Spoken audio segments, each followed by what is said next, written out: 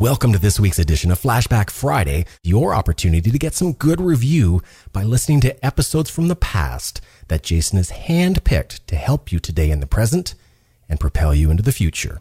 Enjoy. This show is produced by the Hartman Media Company. For more information and links to all our great podcasts, visit hartmanmedia.com. Speakers, publishers, consultants, coaches, and info marketers unite. The Speaking of Wealth Show is your roadmap to success and significance. Learn the latest tools, technologies, and tactics to get more bookings, sell more products, and attract more clients. If you're looking to increase your direct response sales, create a big-time personal brand, and become the go-to guru, the Speaking of Wealth Show is for you. Here's your host, Jason Hartman. Hey, it's my pleasure to welcome Ben Krueger to the show. He is the founder of Authority Engine, and he teaches podcasters how to record, engage, and convert their listeners into income. And it's a pleasure to have him coming to us today from Columbus, Ohio. Ben, welcome. How are you? I'm fantastic, Jason. I'm excited for having me on the show and always excited to talk a little bit of podcasting shop. So yeah, looking forward to rolling up my sleeves and getting in here. Well, this is a subject near and dear to my heart. Just to tell you a little bit of my story, I started podcasting in the olden days back in 2007. The old days. I'm a dinosaur, The stone ages of podcasting. That's right. So I hope you can teach me and our listeners some of the most contemporary cutting-edge ideas today, and I think you can. First of all, let's talk about maybe just briefly on the market, if someone isn't podcasting now, why they should consider it. If they are, how they can improve it. Absolutely, Jason. So, we were talking a little bit here before we hit the old record button about kind of the whole purpose of podcasting. And so if you are let's say you're a business owner, especially if you are a solopreneur or a personality-based entrepreneur, whether that's a coach or a consultant or author, or, you run a membership site or something to where it's based off of your personality and your authority in this space, podcasting could be a really great option for you, because what the whole goal of podcasting is, and what it allows you to achieve as a host, is it allows you to create content in a very easy and effective way. It allows you to build relationships and network in an industry that makes it so much easier than it was previous. It gives you a very good excuse to reach out to people who may be big influencers and movers and shakers in a way that's going to actually help them as well as help you. You nailed that one, Ben. It's a great quid pro quo exchange. You have your guests your various guests on the show. You get to learn a lot from them. They get exposure, and everybody wins. It's just a great relationship, great dynamic. It's so fantastic. And it allows you to open that door to where you can create a long-term relationship with those people, which is really where a lot of long-term success is gonna come from, is kind of that network that you're able to build, and the trust and kind of a goodwill that you're able to build in an industry, to where the industry supports you and you're not scraping and clawing your way from the bottom every step. Yeah, no question. So I definitely agree with you that, a personality-based entrepreneur, that's a no-brainer. I like how you called it. I call it personal branding or personally branded entrepreneur, but a personality-based entrepreneur, same difference pretty much. And they definitely can use it. And I think they can probably see that. If they can't, they probably shouldn't be in the business they're in. So, but what about, some of the ancillary industries, and our show mostly focuses on, speakers, authors, coaches, things like that. So all those personality-based entrepreneurs. But, I always wondered how effective, maybe a local brick and mortar store or retailer or service provider could be with a podcast. Many years ago, just to give a comparison, there was a big push to make the internet local. 10, 12 years ago, the internet was not local. Like if you wanted to find out where to get your hair cut or, where to get a massage or where to get your tires changed on your car, the internet was useless. I mean, it really was in the old days. But Google probably led that charge, and they really focused on this hyper-local internet. And now we all use and enjoy that. We can just whip out our smartphones and, we can use Google Maps and say we want to, find someone who does this. Where's the coffee shop, and you can find it. I always sort of wondered if podcasting works for that person, that company. I think it is shifting that way because kind of like you were describing Google was in the old days, it was a little bit more broad and general topic and a little bit less location specific. And podcasting, since it doesn't need to be location specific, can be very broad. It can be worldwide. It can be nationwide. It can be a lot of those things.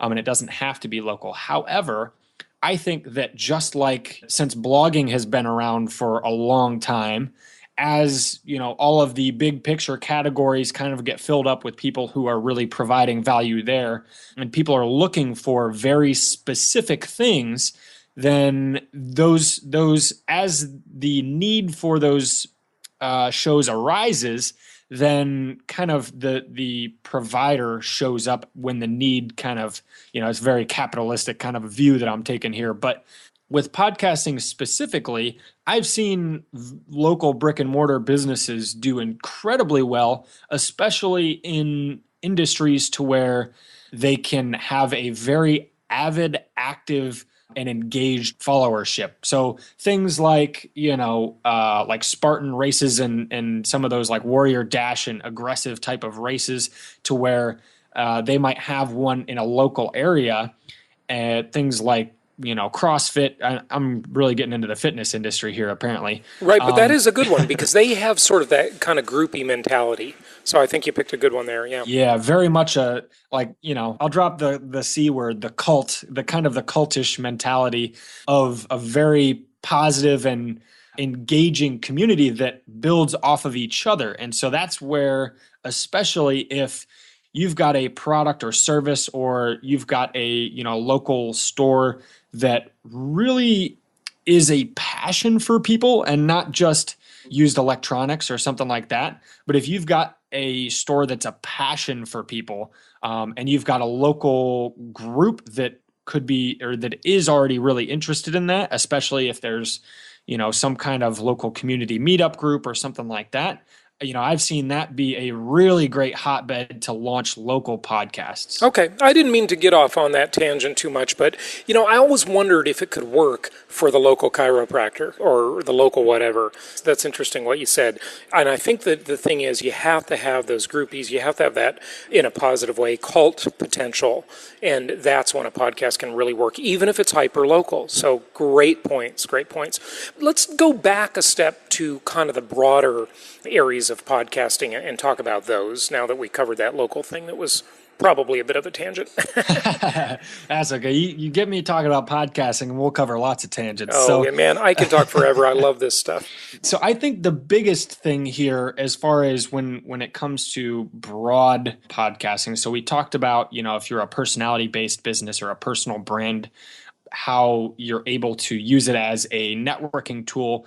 You're also able to use it as a positioning tool to set yourself in a way in a market to best serve that. So, if you want to be the hard-nosed, no BS kind of an expert, or if you want to be the go-to authority, or if you want to be the reporter that's bringing you interviews and information from these types of people, or there's a lot of different ways you can position yourself based off of your own goals and your own goals with your business and how you see that podcast fitting in. So that's one thing that I really stress a lot of people think about is how do you want to be viewed by your audience and your kind of target listenership that is going to hopefully eventually turn into a paying customer for you, and how are you viewed in that scheme? So there's a lot A lot of stuff there, but yeah, you made a great point.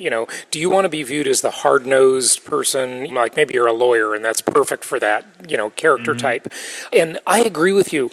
And I think one thing that podcasters should not be afraid of, in fact, they should really embrace it, is they should not be afraid of being controversial. They should not be afraid of turning some people off and making some people upset with them.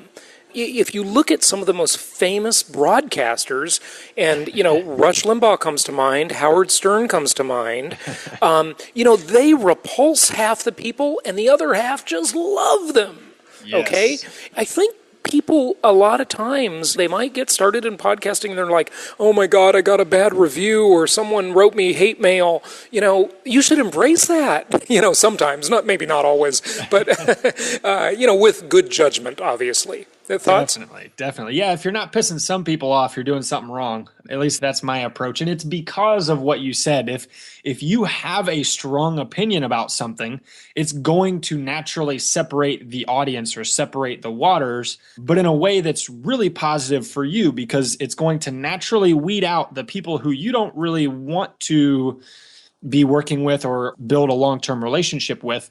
But then those who do agree with you, or at least can kind of see those viewpoints, that's going to build a much deeper personal connection with them, because they're going to feel a stronger relation to you in kind of you being able to share that strong opinion. And so that ability to build that longer term relationship and a deeper relationship is why people like Rush Limbaugh and, some of those Howard Sterns have such a really aggressive following of people that absolutely love their stuff. It's because they have an opinion and they're not willing, or they're willing to share it and they're not hiding it. Good point. Okay, so what are some of the steps that people should take to, let's assume that people are already podcasting. How can they level up? How can they do it better than what they're doing? Definitely. So we were actually talking about this as well, is to think of podcasting as part of your sales funnel, as part of your discovery and lead creation funnel here. Because what podcasting is great for, it's great for getting discovered, but it's also great for building those long-term relationships. And a lot of people only focus on the discovery piece and kind of forget about the last part. So what I like to kind of analogize here, if that's a word, or I'm making stuff up here, is when somebody comes and discovers you and your expertise, and maybe you're talking about a certain topic and you've got some products and services that help out with that in the back end. They may not be at the point in the buying cycle to where they need to purchase something right at that point when they discover you. But because they have gotten a lot of value from you, from your podcast, they really enjoy and like who you are as a person from listening to your show. And they, after listening for a while, know that you as a host know what you're talking about, and as a service provider know what you're talking about. When they do come to that point in the buying cycle to where they're ready to purchase, it only makes sense that they're coming to you, because you've already built that know, like, trust factor. And the way to do this is to think of it much like you would a normal, like, autoresponder or a normal funnel type of an approach. Is when people discover you, and I like to kind of integrate it into my email autoresponder sequence in my initial emails to kind of build a relationship and warm up people, is I tie in some of my older, more popular episodes that got the most likes, shares, comments, whatever, and say, oh, by the way, we've got this podcast going and I think you should check it out. This one's particularly helpful if you have a challenge with X. And so you give them a link to check it out. And every once in a while, you tie back into some of that content, giving them very specific episodes that help them solve very specific problems. And that in and of itself is a great way to kind of help them discover your show and get a continuous exposure so that they can kind of sink their teeth in and really get to enjoy what it is that you offer on a long-term basis. The great thing is, you said treat it like an autoresponder. Internet marketers out there, they use these drip series of emails, and they have a drip series of, 18 emails for that and another drip for this other thing, depending on how they came into one's funnel. And I just want to stress to people how much simpler podcasting is.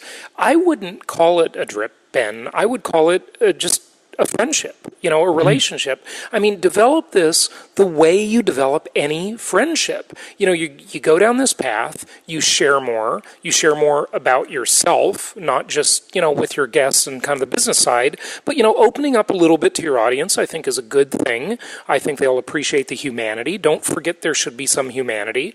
You just develop that relationship so they know, like, and trust you, and you're just the logical choice. I mean, who else will they go to? They haven't been listening to someone else's podcast. They haven't had this long-term, counseling or contribution from anybody else probably. So, of course, they're going to call you when they need your product or service. Absolutely. I mean, they've already been coming to you for advice, so it only makes sense for them to then, if you've got something that will help them take that next step they're looking for, of course, they'll get out the checkbook. It makes sense. It's Robert Cialdini wrote that very famous best-selling book we all know about called Influence.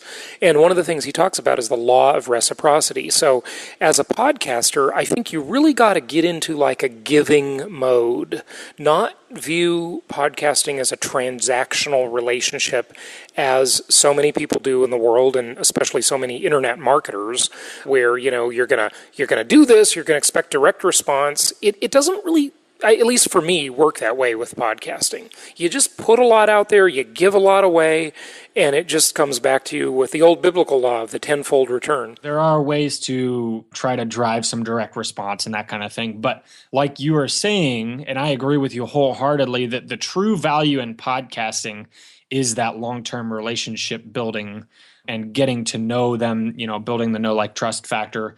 And the fact that you can drive email signups and the fact that you can get some of those more immediate direct response steps is a little bit like icing on the cake. Well, I would love, even though we said all of that about building relationships, if you would share, Ben, one or two direct response tips for podcasters, because I could use them, and I'm sure our listeners could too.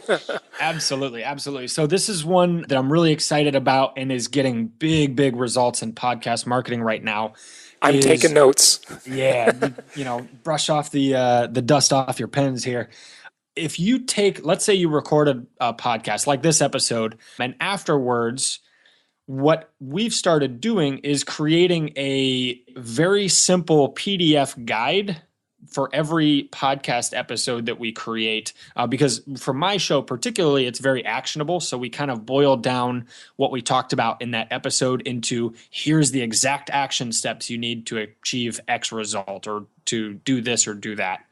What we do is we put it in the show notes behind an opt-in wall. So we just use like lead pages or a lead box. And then at the end of the episode, what you can do is a simple call to action. This is one of the things that I see get butchered most often by podcasters, is at the end, they've got like 7 calls to action, rate, review, subscribe us on iTunes, and check out the site, and then check out the show notes and all this stuff. And what you want to have instead is 1 to 2 very simple and clear calls to action. So specifically, the 2 that I really like and have found work really well is have a call to action for some sort of an episode specific giveaway. So whether that's a PDF guide like I talked about, whether that's a full transcription of the episode, maybe it's screenshots of something that you guys discussed, or case studies or something like that. It depends on the topic of your podcast, but have something that you can give away that's really valuable to the listener based off of that episode's content as an opt-in giveaway, and put it in the show notes page. And that should be one call to action. So, after this episode, we're going to create a guide that's going to lay out the 5 steps to getting started with podcasting, and you can check it out here at this link. The other call to action that I generally use is another opt-in call to action, which is the main opt-in giveaway that you have on your homepage. And that is something that is kind of always that first step that somebody needs to take to see some results within your industry and within what you're podcasting about, which is typically a really, really great value giveaway for an opt-in. And so when you're able to capture somebody's email address, then you're able to market to them in a much more kind of one-to-one way, as opposed to with podcasting, it is kind of that more long-term relationship building tool. It's a little bit more difficult to get those direct calls to action, or, it's a little bit harder to say, hey, we're launching this new podcast. You can check it out over here. Whereas, or, this new product or this new whatever, whereas email, it's much, much easier and you can give them a direct link. Good stuff. So I think what we need to do, Ben, is people listening need to think of this as like a reverse funnel, if you will. Most marketers, and I know I'm keep saying internet marketers because it's a unique type of marketing, okay? But, every business should be in the internet marketing world in some way or another nowadays. It's almost flipping the funnel upside down. You start with a podcast. You start with giving a lot of value away for free. You start with building that relationship, and then you flip it upside down. You collect email addresses, and then you engage in marketing.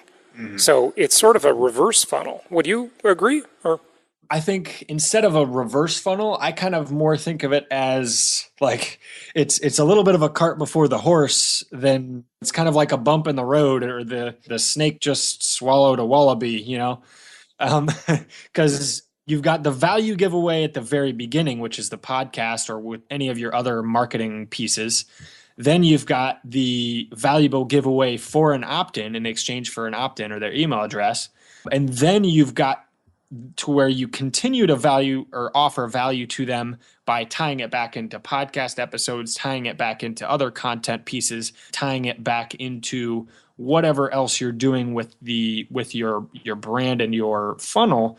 And then obviously that will eventually in some way lead to a way that somebody can purchase or buy something from you that's going to help them achieve a certain result. Good stuff. Okay, so when you talked about the two things, and the one that you mentioned is like a guide. I've been transcribing my podcast for many, many years, and by the way, I've spent a small fortune on that. Not that it's not more than worth it, but pretty expensive. It is pretty expensive to do, good quality transcription, and even then, there's lots of mistakes. But what is a guide? I mean, speak a little more about that. And I'll just, before you answer, Ben, I'll tell you something that I started implementing about 3 months ago, maybe. And I got the idea actually from Tucker Max, the infamous Tucker Max. Talk about someone people love or hate. Yeah, no joke. There's a great example, right?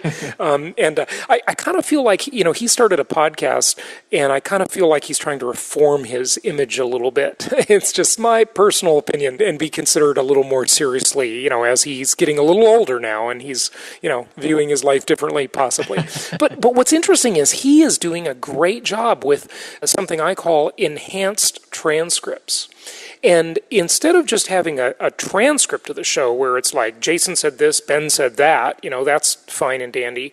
It's got key takeaways, it's got time codes, it's got resources to links, different websites mentioned and so forth. And I thought that was really good. And we started doing that a few months ago, and I haven't really had any feedback on it from listeners, unfortunately. I wish I could share and say, hey, they all love it, but I love it. And I think it really is, leveling up a bit.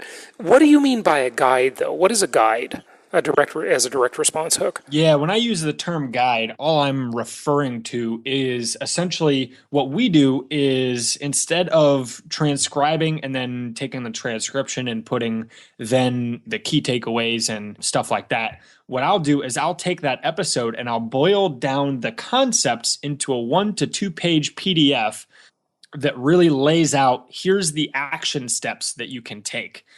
Without a whole bunch of fluff on either end. It doesn't have, a lot of like ebooks or books. The first 50 pages introduce the book. The last 50 pages wrap up the book. And then, it's such a waste of time. Oh my gosh. The middle 10 pages is where you're like, oh, finally, get something out of here. So what I try to do is take everything that's there and think about at its essence, here's the information that you need from this, and here's links to all the tools, resources, whatever that you need to do it. And it's all going to be in a 1 to 2 page guide, and it's going to have a nice little, our little logo in the top corner and maybe some social sharing buttons at the bottom. And it's very, very simple. So with that, are you doing that yourself, or do you have a virtual worker doing that? Yeah, we have right now, my team member is doing that. But it's something that, especially if you're getting started by yourself, it doesn't have to be fancy. A lot of people will get caught up in like, oh, this will take forever. Well, if you're writing show notes, you're already writing a decent portion of it, and you can take what you've got in your show notes, boil that down into some action steps, put it behind an email opt-in wall, and you're good to go. Okay, good. All right, what else do you want people to know? So the other thing that I really like about podcasting, particularly as a small business owner, solopreneur, an individual brand, if you will, is that it allows you to leverage some of that kind of relationship building with some media opportunities as well. So what I mean by that is, let's say you bring on somebody on your show that you're excited about. They're a relatively big name in the industry, and you have a really great interview. Then what you can do is you can take that interview and approach different media outlets or higher level blogs in your space, or other podcasts, but typically either blogs or online media type of sites, and offer to write an article for them, shoot them an email and offer to write an article for them. And you can tie it back into this interview you did, because the name of the person that you interviewed can bring a lot of weight with it. So let's say I interviewed Cliff Ravenscraft, who's a big name in podcasting. Yep, he's been on the show. Yeah, exactly. And I wanted to get a TechCrunch article or something like that. I can shoot him a quick email and say, hey, so wanted to offer to, or I've actually already written up a 600-word article based off of the interview that I did with Cliff, where he revealed his thoughts on where the podcast industry is going and what that means for small business owners, or what that means for the tech community, and how we need to prepare for that going forward. If you'd like me to send over that draft, let me know, or shoot me a quick reply. And it's an easier foot in the door with some of these media avenues, because you can leverage the weight that some of these names carry with them, as opposed to you just going there and saying, hey, I can write you guys an article. Yeah, that's true. I agree with you. But how do you, one of the things I don't like about podcasting, and there's very little I don't like about it, because I get to talk to smart people all day, and that's really interesting. I get to learn new things, share them with people. A lot of times I don't do the guest format. I'll just do a monologue format, and it'll just be me talking. And I'll think, gosh, how am I going to talk about this for more than 5 minutes? And then it's 30 minutes later, and I'm not just wasting their time. Just when you start, you think of other related aspects. One of the things I don't like about it is sort of the lack of portability, if you will, whereas you can send someone an article or a blog post, and they can just skim it. With a podcast, it's like, oh, I've got to listen to it, and it's going to take time, and there's sort of a barrier there. You know what I mean? Absolutely. And I've got a thought on this, if we can run with this for a sec. Yeah, go for it. I think this is an important thing, because this speaks to the I'm going to call it the portability and shareability and virality of podcasting. Yeah, I agree wholeheartedly. So I think there's a little bit of a trend going on in podcasting, because what you've said is, if you're going to listen to an episode, you pretty much sign yourself up for the duration of that episode, or at least listening until you can't anymore, and you're not sure whether you're going to get the meat or what you really wanted out of that if you invest your time. Whereas what I've seen kind of happening is, especially in industries to where the listenership is really busy, and let's be honest, most of us are, but especially in kind of the business and management and startup and all that kind of stuff, because everybody's just running around pulling their hair out because they're all so daggone busy. What I found works really well is to shorten the episodes to about 17 to 22 minutes in length, because that way they're not signing up for a 45-minute episode. They're not like sitting down. And you'll notice some podcasts do really well with 3-hour episodes, and those are also very entertainment-based podcasts. So it's a totally different feel, because I've had that kickback a little bit. And when you're doing a podcast to build relationships and kind of offer value, especially in some like actionable type of areas, I've found that short snippet style episodes, whether they're short interviews or whether they're, you go in depth in a very specific topic for 15 minutes, works really well, because oftentimes for people, it's a 20-minute, they've got 20 minutes while they're walking the dog. They've got 20 minutes while they're, riding their bike around the park or whatever, or while they're walking to lunch or something like that, to where they're not signing up for the long term. And if they do have more time than that, then they can binge consume your content and listen to multiple episodes. Mm-hmm. Okay. So we've gone almost double the 17-minute rule, but yeah, we're just getting so excited, Yeah. I'd love to see some stats, Ben, wouldn't you? I mean, of course, there are some podcasting stats out there by Edison, I think is the name of the group that does them. But I'd love to know some stats about like content-oriented stuff, like how many, and this would be very hard to track, but how many shows have guests and how many are monologues, or how many are multiple hosts. Mm-hmm. And then I'd love to know the average length of a podcast in various categories. Wouldn't that be cool to know? Like the average entertainment podcast is an hour long. The average business podcast is X. iTunes would know that. For length, they already know. It would be great if they would share that. Yeah, that would be really, really helpful. And that is one area to where we are suffering quite a bit is in the tracking and statistics as far as podcasting go.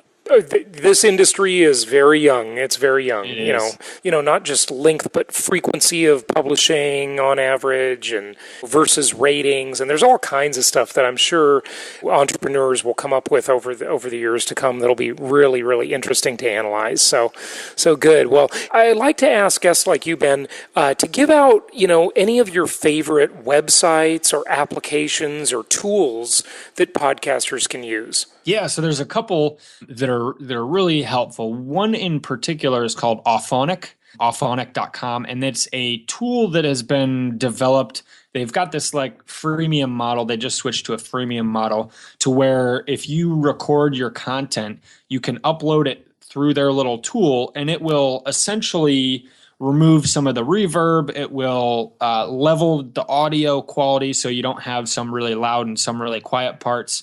And you can even set it up to where it automatically inputs your intro and outro, as well as ID3 tags your file and adds your artwork. So it's like a one-stop shop if you want to do podcasting in a very easy and very quick manner. Of course. Yeah, you can do that without an editor now. Of course, that's not going to take the ums and the ahs out, or just blatant mistakes.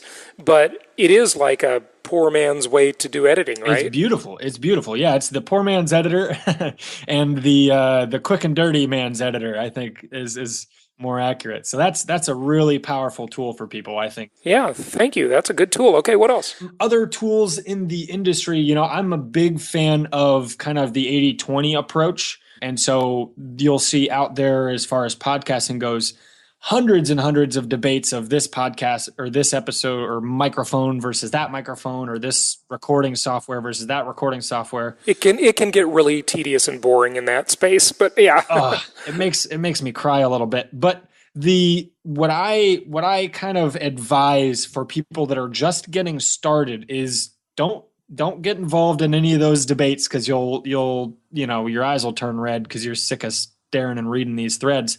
What I recommend is an ATR, Audio-Technica ATR 2100 to get started.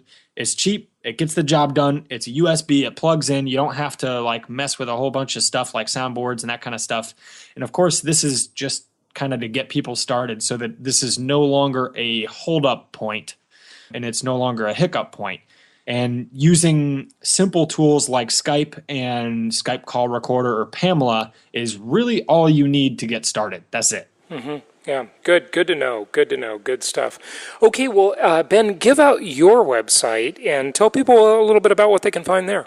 Yeah, so my website is authorityengine.com, and I've got my own podcast there as well as a weekly TV show, and all geared towards helping small business owners, solopreneurs, and personality-based businesses grow, market, and increase their sales using the power of podcast marketing. So that's what all of my content is about there. And we actually have done-for-you services for podcasters who are specifically, small business owners who want to launch a podcast for their business, as well as once you're up and running and you don't want to mess with all the post-production stuff.